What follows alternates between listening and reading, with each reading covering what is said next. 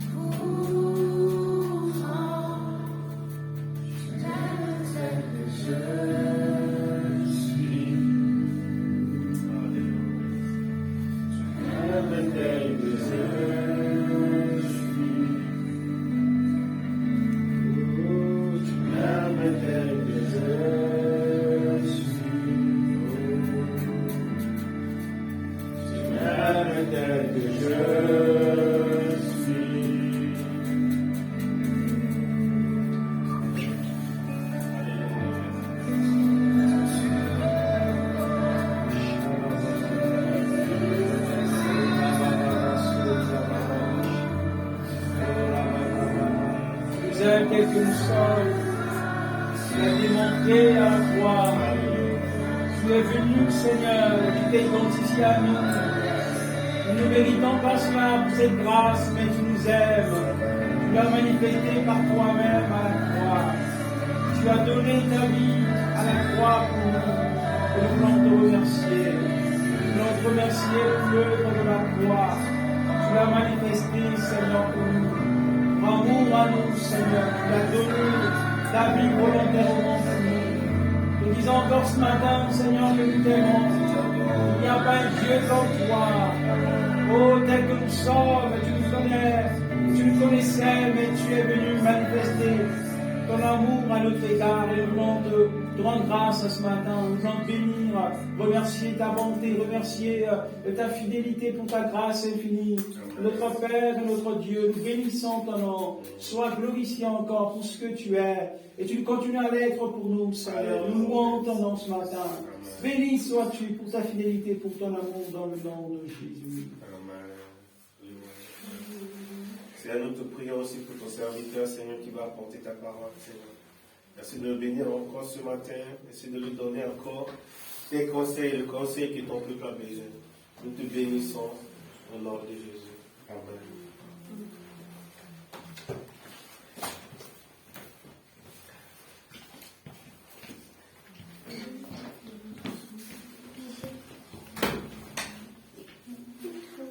Bonjour à tous et à toutes. Nous sommes dans la joie ce matin encore de nous retrouver dans la maison de Dieu, dans la maison de la prière, là où nous venons pour remercier notre Père, là où nous venons pour élever le nom de celui qui nous a aimés, élever le nom de celui qui a donné sa vie à la croix pour nous.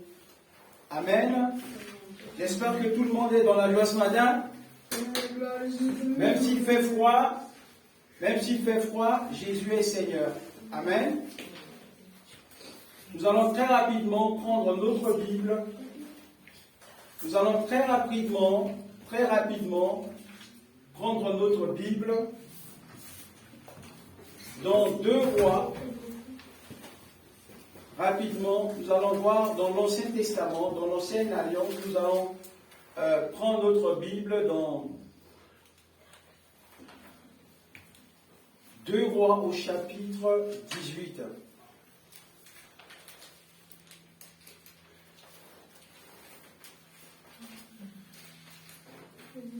Nous allons partager l'histoire d'un homme ce matin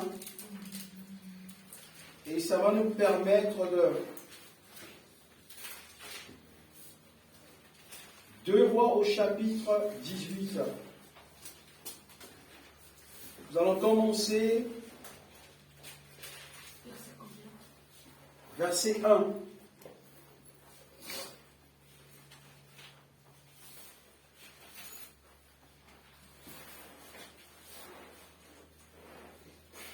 Deux Rois au chapitre 18, les versets 1.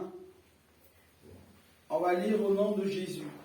À la 3e année d'Osée, fils d'Éla, roi d'Israël, Ézéchias, fils d'Akash, roi de Juda, régna, il avait 25 ans. Lorsqu'il devint roi et il régna 29 ans. À Jérusalem, sa mère s'appelait Abi. Fille de Zacharie, il fit ce qui est droit aux yeux de l'Éternel, entièrement comme avait fait David. On nous parle ici de l'histoire d'un homme. On parle ici de... Vous savez que Ézéchias, il est le deuxième meilleur roi de Juda. Le meilleur roi de Juda. Ça veut dire que c'était un roi qui avait, lorsqu'il a pris le trône, il a démontré à Dieu son amour et il a démontré également à l'égard de Dieu le respect de sa personne. Parce qu'on nous parle ici que le maman de Ézéchias s'appelait Abi. Donc on voit bien là que la maman de Ézéchias lui a enseigné des valeurs il lui a appris des choses de la part de Dieu, il lui a parlé de l'alliance de Dieu avec Israël, il lui a enseigné des choses très importantes, bien que son père a fait le contraire, parce que nous avons l'habitude de dire que tel père, tel fils. Mais parfois c'est le contraire. On voit bien là le contraire de Ézéchias. Il n'a pas fait ce que son père a fait. Parce que quelque part, sa maman lui avait enseigné la parole de Dieu. Et il est très important également que les parents puissent faire des efforts pour enseigner à leurs enfants des valeurs. Parce que lorsque les enfants grandissent, quand ils ne sont pas être grands, ils ne vont jamais oublier. Et même dans la Bible, on parle de Timothée. On disait que la grand-mère de Timothée l'avait enseigné.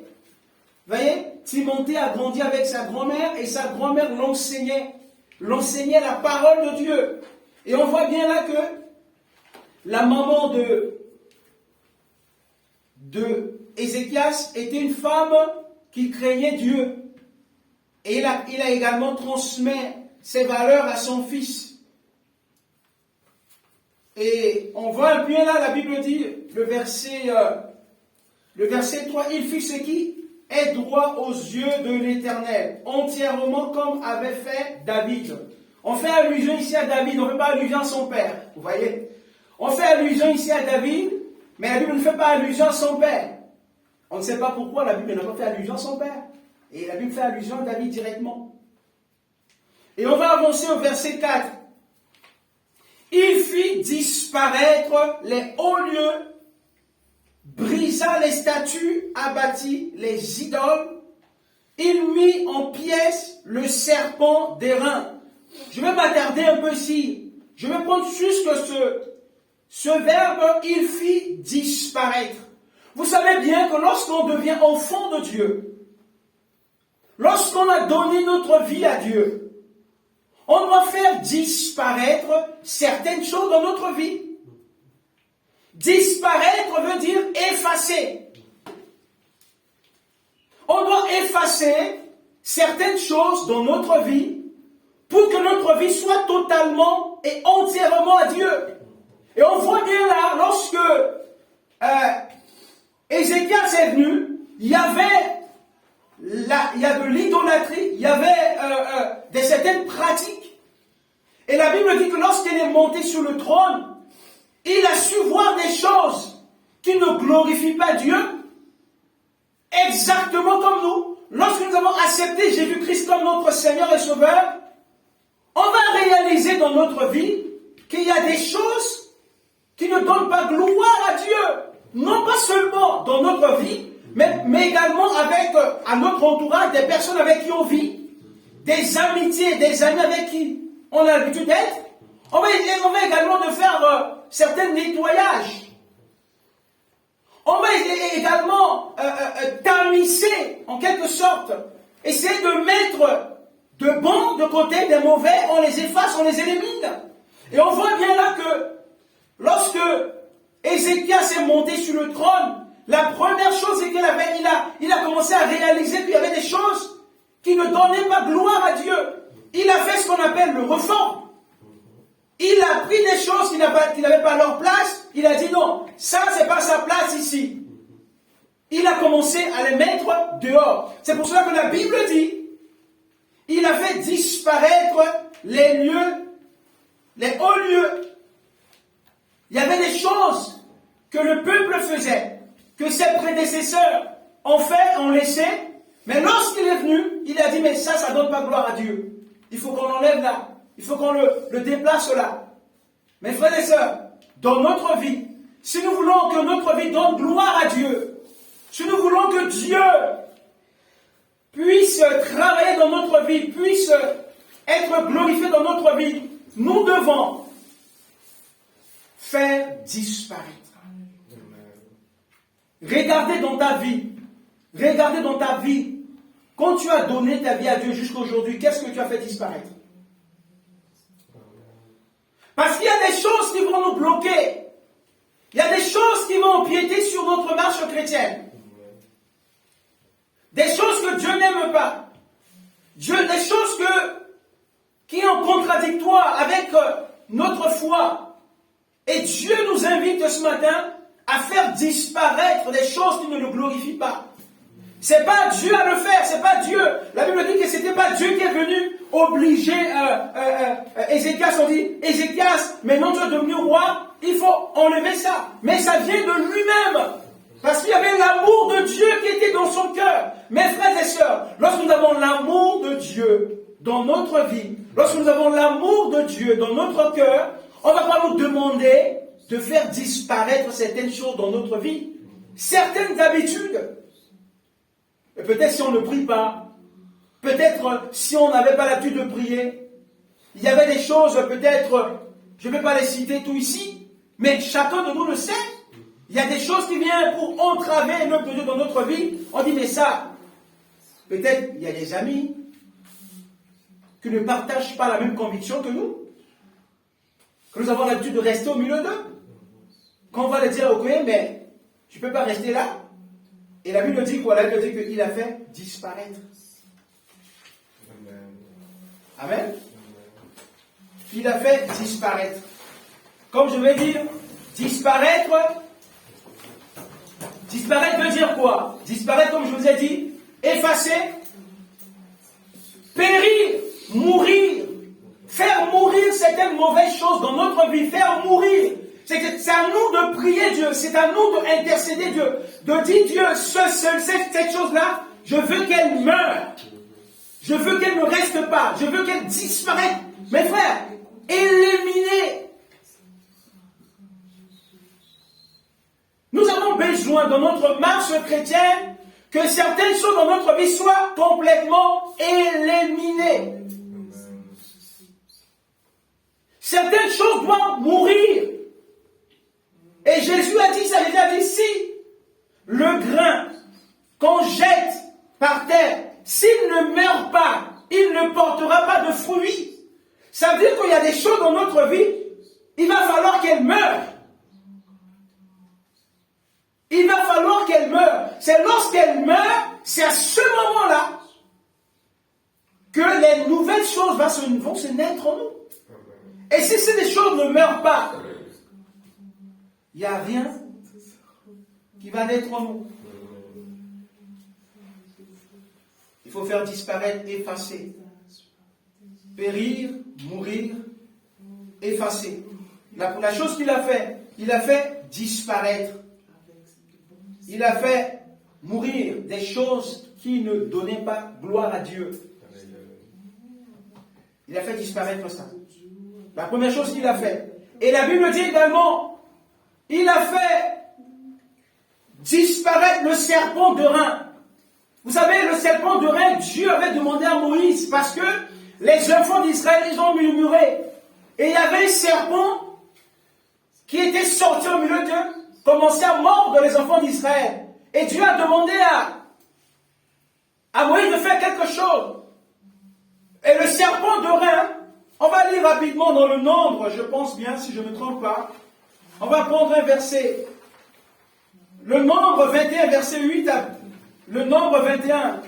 Nombre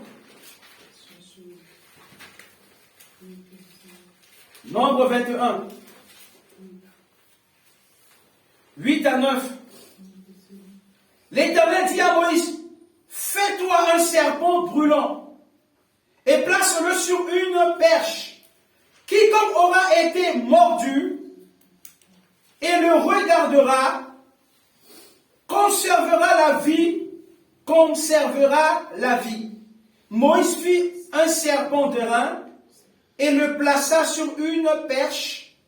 Et quiconque avait été mordu par un serpent et regardait le serpent des reins, conservera sa vie. On voit bien là que Dieu, écoutez, on voit bien là que Dieu a dit à Moïse de faire cette serpent dans le but de protéger son peuple. En fait, le serpent était le symbole de ce que Jésus allait accomplir à la croix pour nous. Vous devez savoir que tout ce que Dieu dit et ce qui est écrit dans la Bible a un but, a un objectif. La Bible dit quoi? La Bible dit que le serpent a été le symbole. Tout le monde qui se faisait morder par le serpent et qui regardait le serpent que Moïse a élevé et garder la vie sauve. Pourquoi? Parce qu'aujourd'hui, Christ est mort à la croix pour nous. C'est que notre regard ne doit plus fixer sur un homme, notre regard doit fixer sur la personne de Jésus. Et la Bible dit, si on va retourner dans 1 Roi 18, on va voir que le peuple venait offrir des parfums à cette serpent de rein que Moïse avait élevé. Et cela, ça déplut à Dieu. Ça veut dire quoi? Ça veut dire qu'on ne peut pas faire de notre espérance une doctrine. On ne peut pas faire de notre espérance une doctrine. Dieu avait utilisé ça pour un temps. Mais le peuple a fait ça, leur petit Dieu. Ils venaient, ils offraient de parfums. On va lire. La Bible dit, les hauts lieux brisa le statut, abattit les idoles. Il mit en pièces le serpent d'airain que Moïse avait fait, car, écoutez bien ce que la Bible dit ici. Car les enfants d'Israël avaient jusqu'alors brûlé des parfums. Vous savez, les parfums, c'est quoi?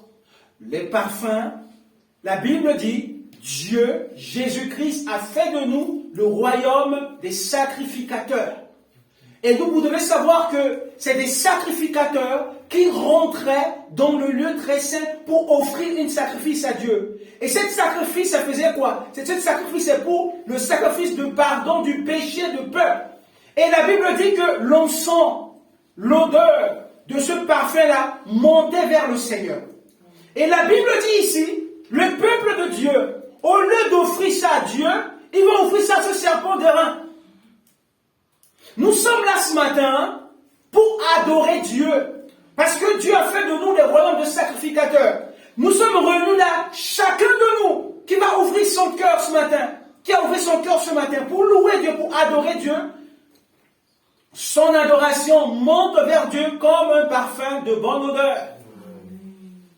D'où Dieu demande que notre vie soit un parfum de bonne odeur. Lorsque nous louons Dieu, lorsque nous adorons Dieu, notre adoration monte vers le Seigneur comme un parfum de bonne odeur. Et on voit bien là que le peuple de Dieu continue à brûler de parfums,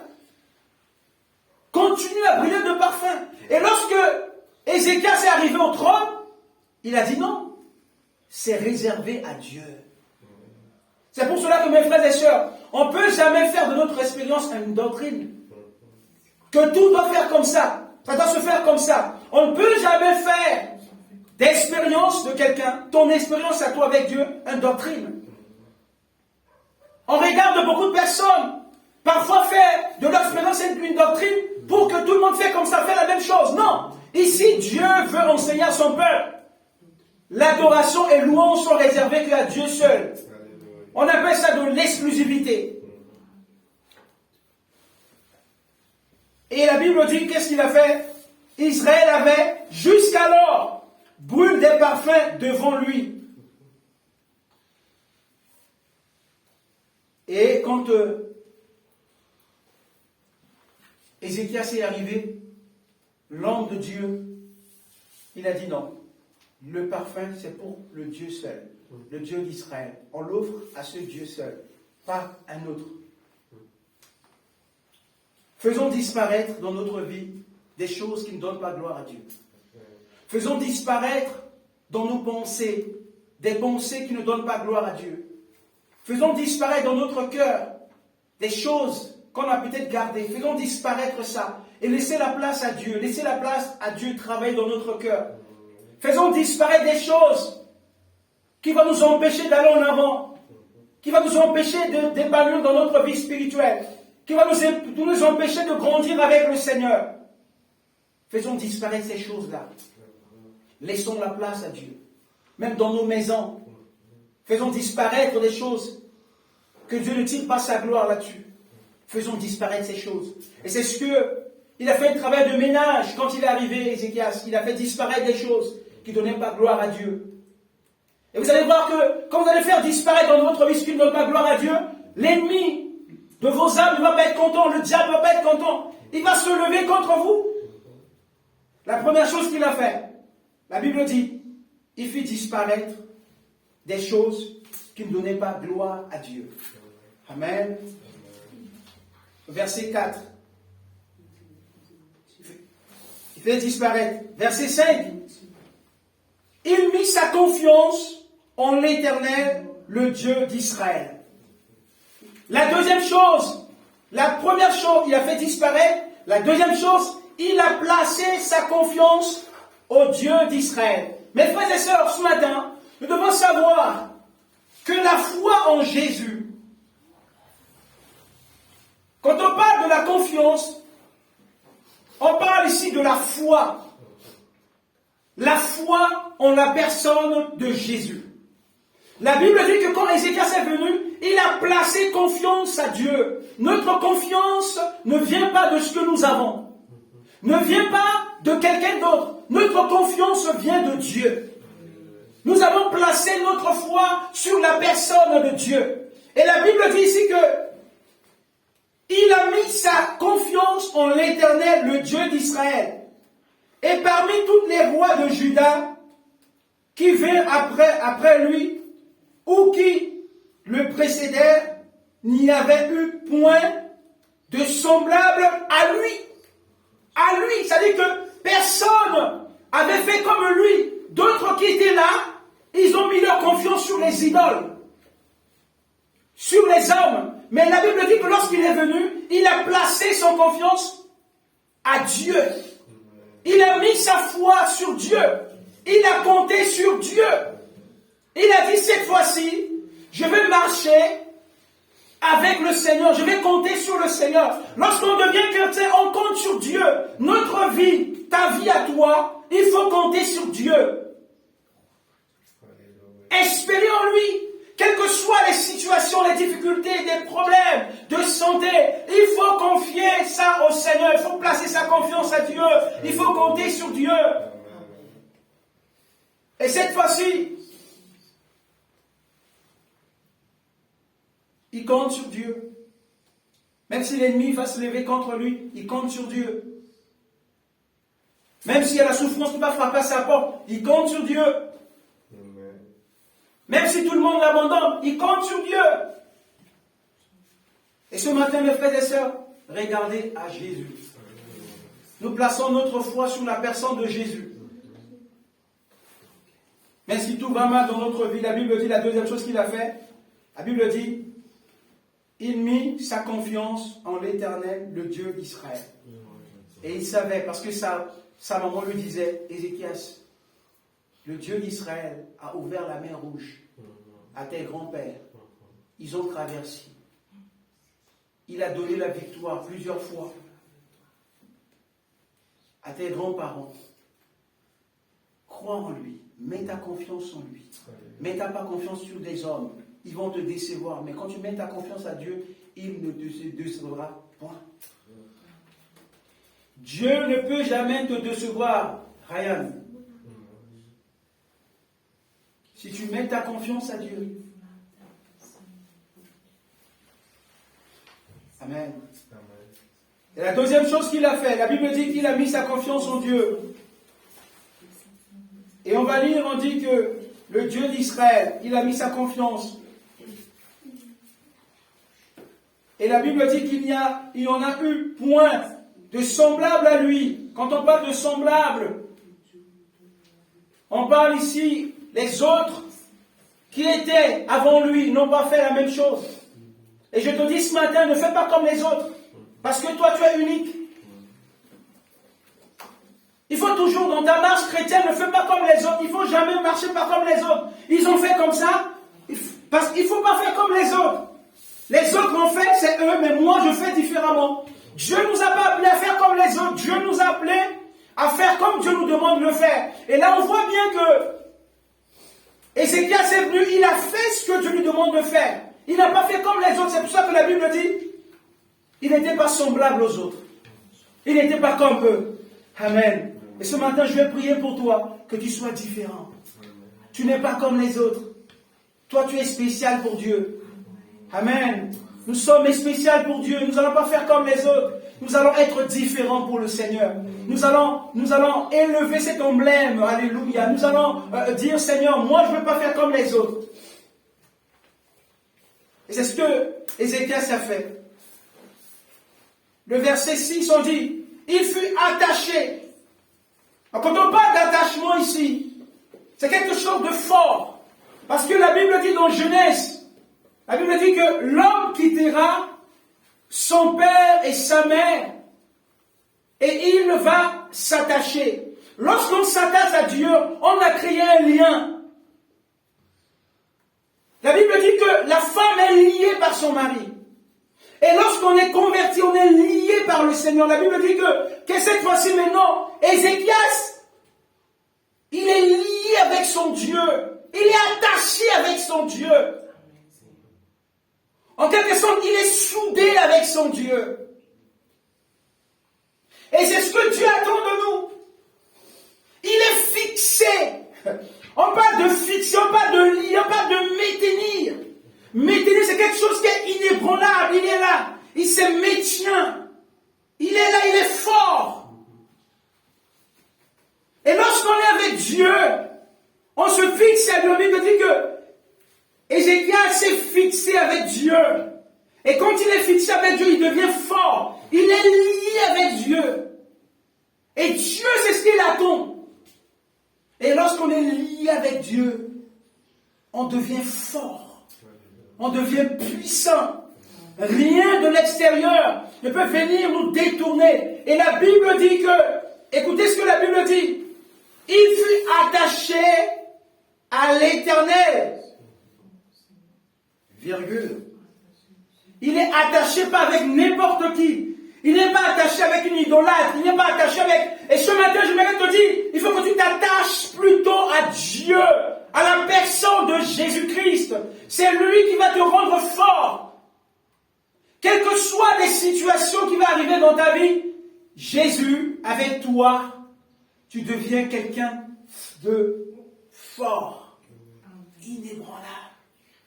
Comme on chante toujours. Si notre Dieu est pour nous, qui pourra nous arrêter? Personne ne va t'arrêter. Là où Dieu veut t'amener, tu arrives. Et la Bible dit qu'il s'est attaché à Dieu. Il fut attaché à l'Éternel.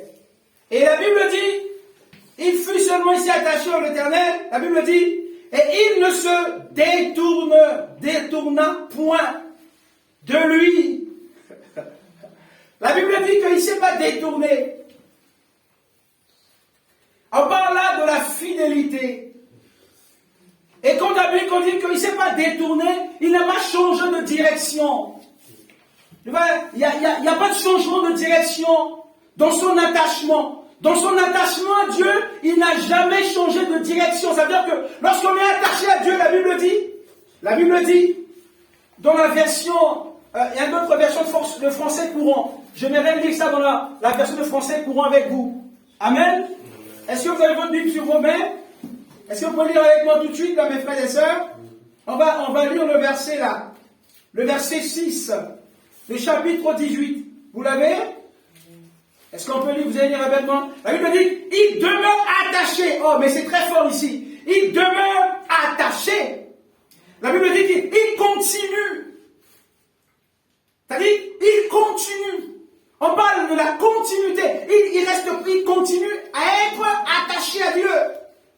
Il demeure attaché à Dieu, au Seigneur, sans jamais. Écoute bien. Là, on va intensifier là. Quand on parle de jamais. Amen. En portugais, on dit nunca. Et quand on dit nunca, c'est quelque chose de fort. On parle de jamais. Nunca. Quand on dit jamais Dieu va te décevoir, on dit jamais nunca. C'est très important de savoir ça. La Bible dit, au verset 6, il demeure attaché au Seigneur sans jamais se détourner de lui. On parle ici d'un attachement qui reste dans le temps. C'est-à-dire que dans le temps, Et notre attachement avec Dieu doit rester dans le temps. C'est-à-dire qu'à chaque fois que nous sommes avec le Seigneur, on doit rester. La Bible déclare que Ézéchias est resté attaché à Dieu. Et le français courant nous dit, sans jamais se détourner. Il n'a jamais changé de direction. Il n'a jamais changé de travers. Il est allé de l'autre côté. C'est-à-dire que dans notre marche chrétienne, on doit rester tout droit en regardant à la direction que nous sommes en train de prendre. La Bible déclare que Ézéchias, quand il a pris le trône, il est resté tout droit. Il n'a jamais changé de la direction. Mais on parle de la repentance. La repentance, c'est quoi? C'est un changement de direction. C'est-à-dire qu'on marchait à droite, à gauche. Maintenant qu'on a connu le Seigneur, on est revenu sur le chemin. Et quand on est revenu sur le chemin, on n'a jamais détourné. Et la Bible nous dit que Ézéchias, il ne s'est jamais, amen, il ne s'est jamais détourné de Dieu. Et il ne s'est jamais détourné. Et ce matin, j'aimerais vous dire, mes frères et sœurs, on ne peut pas changer de direction lorsqu'on a donné notre vie à Dieu. Avant de venir au Seigneur, on avait pris une autre direction. Maintenant qu'on est venu, on est avec lui, on doit rester sur cette direction-là. Cette direction qui nous conduit à la vie éternelle. Et la Bible dit qu'il demeure attaché au Seigneur sans jamais se détourner à lui. Et la Bible nous parle également de l'obéissance. Et vous voyez, quand on parle de l'obéissance ici, un roi qui avait la crainte de Dieu, qui savait ce que Dieu est pour lui, il avait de l'obéissance à Dieu. L'obéissance à la parole de Dieu. L'obéissance à ce que Dieu lui demande de faire. L'obéissance à ce que Dieu ne lui demande pas aussi de faire, ce qui n'a pas le droit de le faire. La Bible dit également que c'était un homme qui est resté attaché à Dieu, sans jamais se détourner, mais il était obéissant à Dieu. La Bible parle ici que c'était un homme obéissant. Et Dieu également veut voir en nous de l'obéissance. Nous devons être des chrétiens, des enfants de Dieu, qui sont obéissants, non à un homme, mais à Dieu. La personne qui nous a choisis, à Jésus-Christ. Celui qui nous a choisis, celui qui nous a sauvés, celui qui nous a délivrés. Et on voit bien là que Ézéchias a obéi. La Bible dit, s'est détourné. Il obéissait fidèlement. On parle de la fidélité. Obéissait fidèlement au commandement que le Seigneur avait donné à Moïse. Verset 7. Le Seigneur était avec lui. Donc, ça veut dire que lorsque nous, dans notre marche chrétienne, on va faire disparaître des choses qui ne glorifient pas Dieu dans notre vie, et c'est pas Dieu, c'est à nous-mêmes de faire ce travail-là. On va faire ce ménage dans notre vie. On va faire disparaître des choses qui ne glorifient pas Dieu. On va placer maintenant notre foi à ce Dieu-là, avoir cette confiance en lui. On va rester attaché et vouloir toujours garder la même direction. Et la Bible dit, le Seigneur était avec lui, et ainsi Ézéchias réussissait dans tout ce qu'il entreprenait. Mes frères et sœurs, si on veut avoir de succès dans ce que nous voulons entreprendre, de ce que nous sommes en train de faire, voilà les remèdes. Voilà les conditions. Il n'est pas venu en un clin d'œil, parce qu'aujourd'hui dans notre monde, les gens veulent qu'en un clin d'œil, ils puissent s'épanouir, ils puissent devenir riches. Mais avec Dieu, il y a des conditions.